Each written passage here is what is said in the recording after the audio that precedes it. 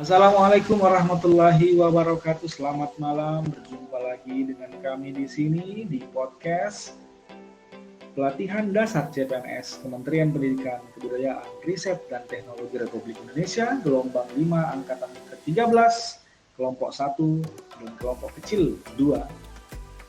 Kerjasama Universitas Sulawesi Barat dengan BPSDM Provinsi Sulawesi Barat.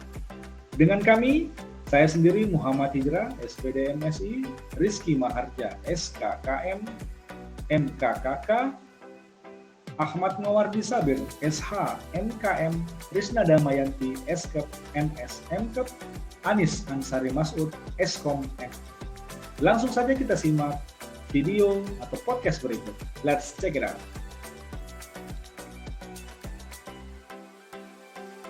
Bismillahirrahmanirrahim. Assalamualaikum warahmatullahi wabarakatuh.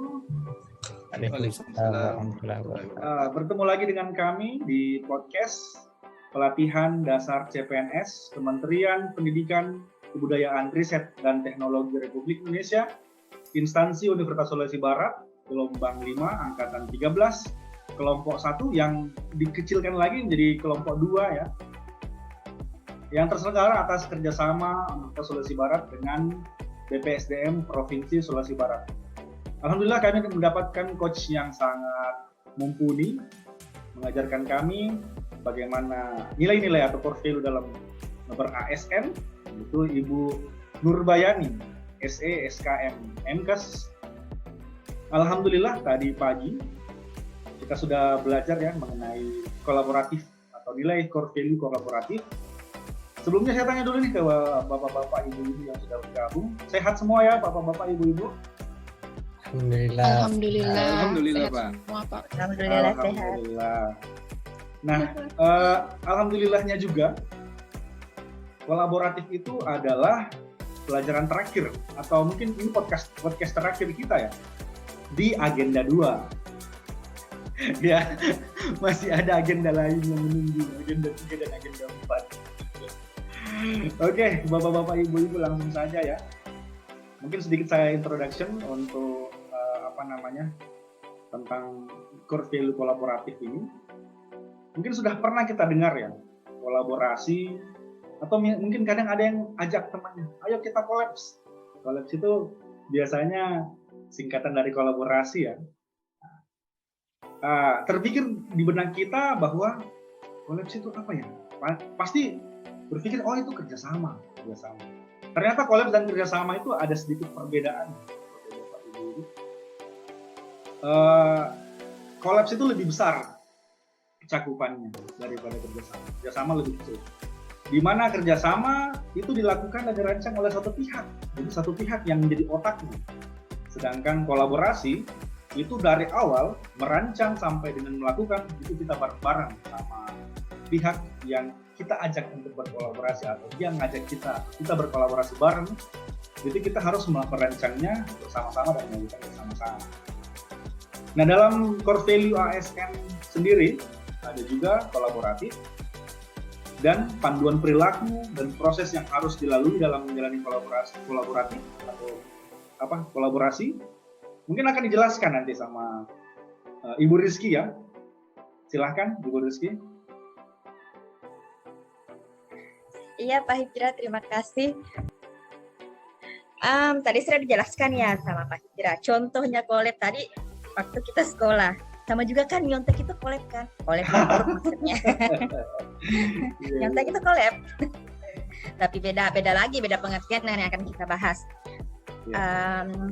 Saya ulangi lagi, atau sepemahaman saya kolaboratif itu di mana kita atau ide bersama atau visi bersama, artinya kita memiliki suatu tujuan yang sama atau kita memiliki suatu visi yang sama untuk dicapai, sehingga kita melakukan kolaborasi di mana akan melahirkan ide-ide untuk mencapai tujuannya kita. Nah, terkait dengan berakhlak atau apa yang harus kita lakukan atau panduan perilakunya kita ataupun kode etik ketika ingin kolaborasi itu ada 3. Yang pertama, memberi kesempatan orang lain untuk berkolaborasi. namanya juga berkolaborasi, berarti itu lebih dari 2 orang. Sehingga di dalam berkolaborasi kita harus melibatkan orang-orang atau memberi kesempatan orang-orang untuk berkontribusi. Misalnya saja nih, kalau di kampus ada pelatihan atau penyusunan visi misi atau BIMTEK, pembuatan prosedur, itu kan tidak bisa hanya satu kepala. Jadi kita memerlukan banyak kepala, hingga dengan kepala ini akan banyak pemikiran-pemikiran baru yang bisa digunakan atau yang bisa dimanfaatkan, tanda kutip, untuk membuat prosedur misalnya. Nah, nanti pada ujungnya prosedur ini juga akan digunakan di kampus, misalnya prosedur pembayaran atau prosedur pengurusan KRS, apa yang harus dilakukan mahasiswa dulu sampai dengan validasinya KRS. Jadi itu yang contohnya misalnya dalam melibatkan orang banyak. Terus yang kedua, terbuka dalam bekerja sama untuk menghasilkan nilai tambah. Nah, ketika berkolaborasi berarti ada kerjasama di dalamnya. Misalnya saja teman-teman pasti sering mendengar MOU ataupun pernah melakukan MOU dengan suatu instansi atau suatu kelompok. Nah, itu adalah contoh terbuka kerjasamanya. Kalaupun di kampus misalnya baru-baru ini di Fikes itu ada MOU dengan rutan kelas 2 Majene. Jadi nanti kami dari Fikes bisa melakukan penelitian dan juga pengabdian masyarakat di rutannya. Nah, otomatis ketika MOU ini pasti ada keuntungan kedua belah pihak. Jadi nanti orang yang di rutan itu bisa mendapatkan informasi kesehatan dari kami dosen Fikes dan kami bisa melakukan tridharma perguruan tinggi di sana. Kemudian panduan ketiga itu ada menggerakkan pemanfaatan berbagai sumber daya untuk tujuan bersama.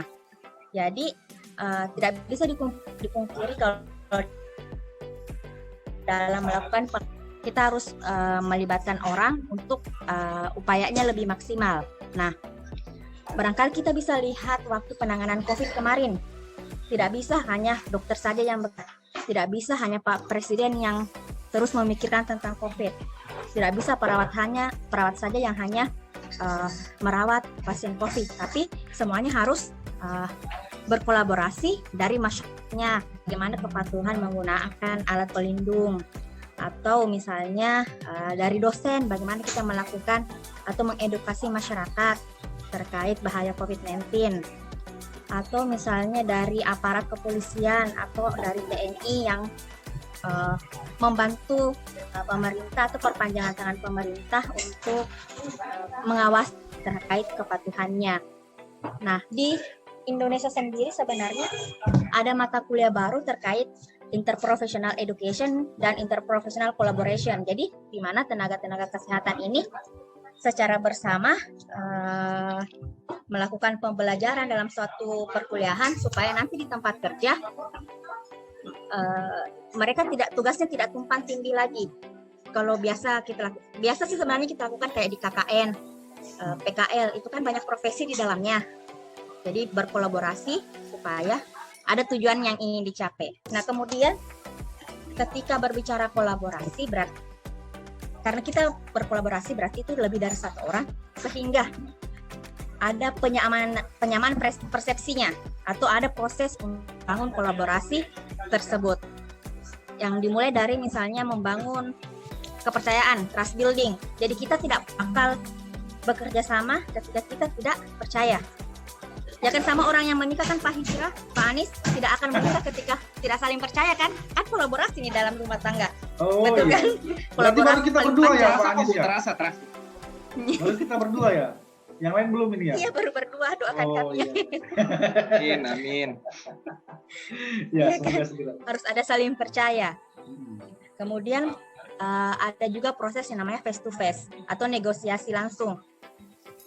Kenapa dilakukan negosiasi langsung? Karena akan berbeda persepsi ketika dilakukan misalnya melalui media yang lain, phone atau via Zoom. Sama dengan ketika teman-teman mengajar akan berbeda rasanya ketika kita mengajar langsung konvensional ataupun Zoom. Kalau Zoom itu kita kayak komunikasi satu arah. Iya, alhamdulillah kalau mahasiswanya enak diajak diskusi. Kalau tidak, udah kita seperti komunikasi satu arah, bicara saja terus. Makanya di dalam kolaborasi itu ada proses yang namanya face to face. Kemudian ada komitmen terhadap proses.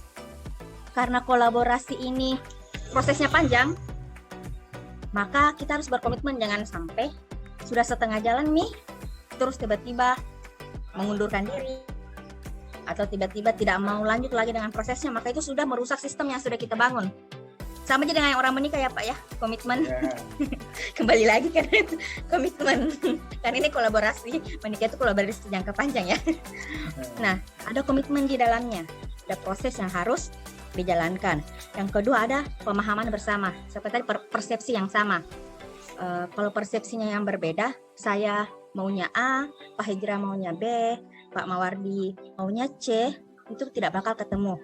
Jadi harus ada penyamaan persepsi, apa yang mau kita lakukan, apa tujuannya kita, apa misi-misi yang harus kita lakukan. Jadi ada penyamaan persepsi. Kemudian kita harus menetapkan outcome antara atau hasil sementaranya.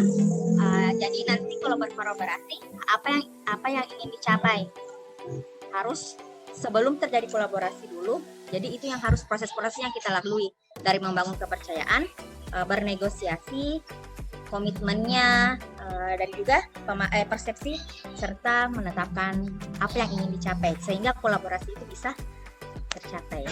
Seperti itu Pak Hijrah. Siap.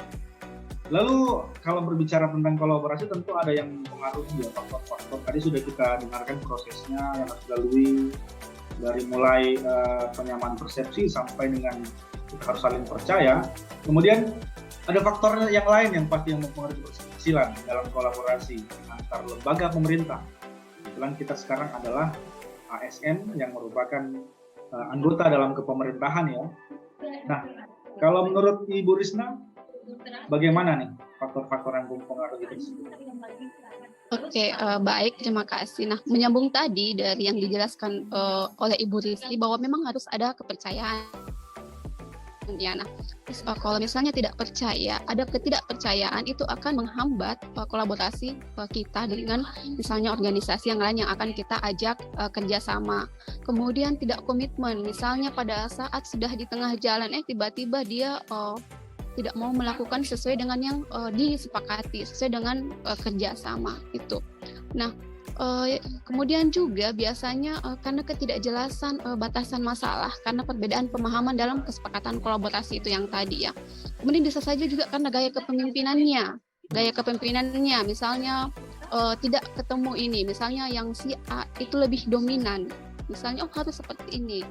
Nah, kemudian juga kadang juga dasar hukumnya yang hukum kolaborasinya yang tidak jelas. Itu menurut saya Pak Hidra. Berarti memang tidak boleh ada dua matahari ya? Iya betul, harus satu. Iya betul, cuma satu. Harus satu. Galaksi aja seperti itu ya, tidak boleh ada dua matahari. Iya. Tidak akan hancur galaksi. Iya betul. Siap. Oke. Satu matahari saya sudah panas Pak, apalagi kalau dua. Apalagi dua. Bagaimana nanti kalau kita sudah di akhirat ya, satu jengkal dari atas kepala kita. Ngeri. Nah lanjut, karena tadi ada disinggung faktor penghambat, ada yang menghambat mengenai dasar hukum. Nah, itu tentunya ada faktor penghambat kolaborasi, dan mungkin aspek normatif bisa dikomentari nih oleh Pak Ahmad Mawardi nih, nah, karena beliau juga backgroundnya dari hukum ya Pak ya. Boleh Pak, silahkan Pak. Terima kasih. Untuk faktor penghambatnya itu sudah kalau ada keberhasilan pasti ada juga tangan dari hamba. Di salah satunya itu tadi yang disebutkan Bu Risna, ada beberapa faktor jika ingin dilakukan oleh para pelaku kolaboratif, dan saya cuma memaparkan sedikit faktor yang dapat mungkin menghambat kolaborasi antar organisasi khususnya di pemerintahan. Itu pertama, ketidakjelasan batasan antara masalah karena perbedaan pemahaman dalam kesepakatan kolaborasi. Dan yang kedua itu dasar hukumnya. Dasar hukum kolaborasi itu juga tidak jelas, mulai dari kesepakatan perjanjian sampai ke memang dasar-dasar hukumnya. Kemudian yang saya garis bawahi itu adalah beberapa sih, ada faktor-faktor eksternal seperti mungkin dorongan publik dalam mewujudkan integrasi kebijakan, mulai dari program pembangunan ataupun pelayanan agar tercipta penyelenggaraan pemerintah yang lebih baik. Mungkin tetapi banyak pelanggaran di dalamnya. Kemudian juga kalau berbicara tentang faktor eksternal pasti ada faktor internalnya.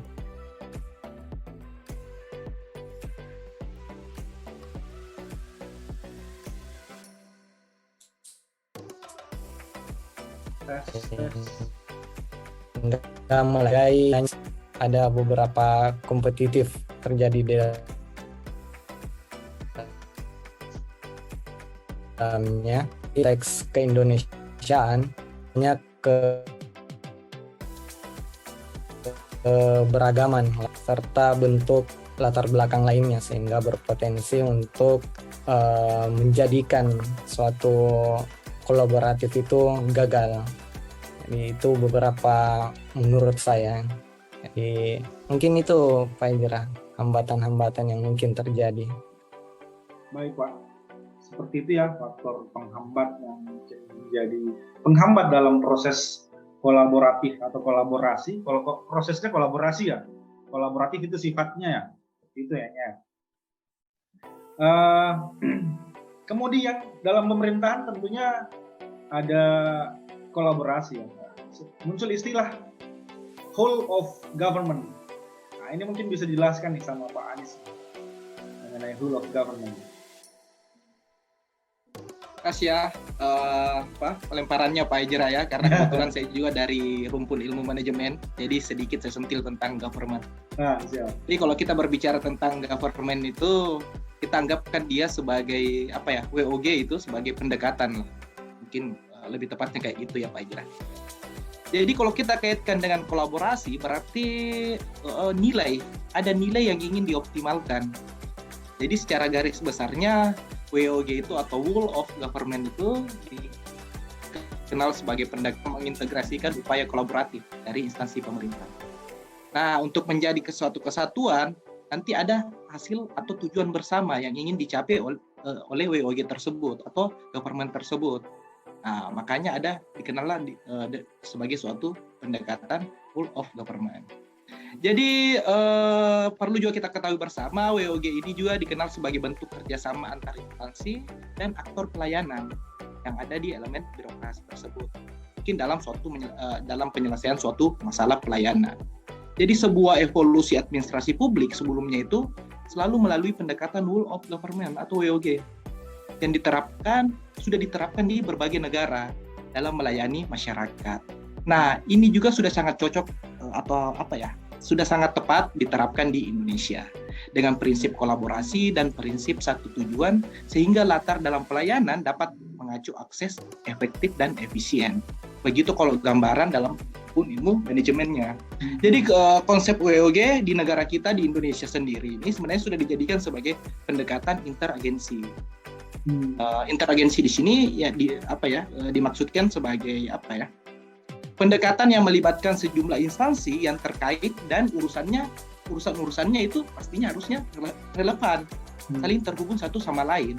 Makanya muncul istilah sekarang di government sistem informasi terintegrasi. Bagaimana antara instansi-instansi yang satu dan yang lainnya dia saling terintegrasi atau saling terkait satu sama lain. Jadi mungkin itu saja gambaran singkat dari saya tentang Whole of Government. Semoga harapan kita, semoga pengimplementasian WOG ini bisa terlaksana dengan baik di pelayanan pemerintahan kita. Siap. Jadi mungkin sedikit Pak Ijra, sebelum saya tutup pendapat saya, ada sedikit quotes yang saya tangkap dari Dinas Paliwal tentang kolaborasi atau nilai kolaborasi, mengatakan bahwa kolaborasi sebagai bagian penting dari keberhasilan setiap organisasi, dijalankan melalui visi dan misi yang jelas dan berdasarkan transparansi dan komunikasi yang konstan. Jadi kunci dari kolaborasi itu harusnya ada yang namanya transparansi. Mungkin itu dari saya. Siap. Berarti kita sekarang malam ini dapat key ya. Kalau mau pemerintahan yang kolaboratif atau mau melaksanakan Whole of Government, di mana semua sektor terkait, maka harus ada transparansi. Transparansinya tentang apa? Tentunya segala hal ya Pak Anies ya, baik itu data maupun kebijakan. Ya, seperti Ya, itu betul, mungkin. Dan tentunya pasti ada tujuan yang ingin diraih bersama, Pak. Makanya dia harus konstan hasilnya. Ya, siap. Siap, tetap harus transparansi dan kebijakan atau whole of government itu, kolaborasi itu harus konstan, harus continue ya, long term dia jenisnya. Siap. Oke, silakan kalau ada tambahan lagi Bapak-bapak Ibu, kita sudah dapat tadi kinya dalam melaksanakan kolaborasi antar pemerintahan harus transparan. Ada transparansi antara semua sektor. Contoh paling sederhana dari kolaboratif itu seperti Zoom kita ini sekarang. Oh iya, betul. Kita Zoom mengerjakan tugas berkolaborasi. Ya. Semuanya punya tujuan yang sama ya, Pak Anies ya. Ibu Risna. Berbeda-beda rumpun ilmu, tetapi tujuannya tetap satu jua. Iya, betul. Siap. Ini kan kalau di game Mobile Legends penghambatnya ya. Unity in diversity. Iya. Siap. Oke. Mungkin kita sudah bisa tarik benang merahnya ya, kolaborasi antar pemerintah, antar sektor di pemerintah itu sudah bisa sebenarnya dilaksanakan di Indonesia. Mungkin sudah ada contohnya juga ya, seperti mall pelayanan publik di mana semua dinas disatukan di satu atap untuk memudahkan memudahkan pelayanan kepada publik. Nah, itu saja mungkin yang bisa kita bahas ya hari ini. Kita sudah dapat benang merahnya dan sudah bisalah untuk kita ambil maknanya dari diskusi. Baik, terima kasih Bapak-bapak, Ibu-ibu, Pak Anies, Pak Ahmad Mawardi, Pak Ibu Risna, Ibu Reski. Selamat malam, semoga istirahatnya hari ini nyaman karena insya Allah kita libur seminggu ya. Bukan seminggu ya, berapa hari? 11 hari ya? Ya cukup lama lah pokoknya Pak. Ya, bisa healing Pak. Bisa healing. Tapi di kampus tidak. Iya. Siap. Terima kasih banyak Bapak-bapak, Ibu-ibu. Sekian pemirsa diskusi kami mengenai core value kolaboratif. Semoga ada manfaatnya. Wabillahi taufiq wal hidayah. Wassalamualaikum warahmatullahi wabarakatuh. Waalaikumsalam warahmatullahi wabarakatuh.